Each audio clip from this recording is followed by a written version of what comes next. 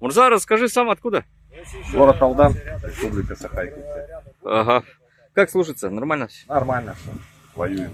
Ага. Крайний раз у тебя когда бы забыл? Неделю назад вышел. Ага. И куда ездили? Куда ходили? Село Клещеевка. Ага. Артемовский район. Как там? Жарко? Жарко, очень жарко. Угу. Ну ничего, боремся. Как вообще со снабжением? Нормально? Нормально. Снабжение, все нормально, все хорошо. Вот смотри. Часто бывает, что на БЗ, когда ребята уходят, у них нету связи. Или вот на позициях стоят, да? Что вообще можно посоветовать родным, близким, которые переживают? Ждать, пока выйдут на связь, потому что там это нереально. Там связи совсем нету. Ну, ждать, пока выйдут с боевой задачи. Угу. А вообще по поводу панических всяких настроений там? Ну, об этом не могу сказать. Каждого свое внутри. Угу. Как бы там, у каждого свой дух, как говорится, свои мысли. Ну, ты работаешь на одном из самых сложных, наверное, на мой взгляд, направлений. Ты штурмовик. Расскажи вообще цели и задачи штурмовых групп. Как вы работаете?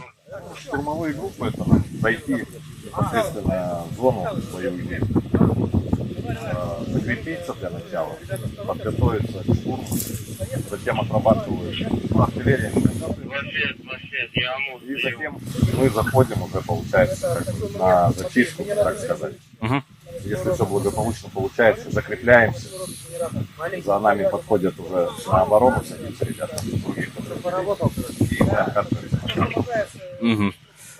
Потери у вас от чего в основном?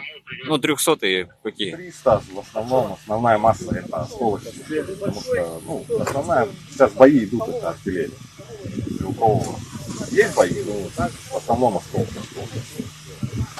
Главное, берегите себя там осторожно.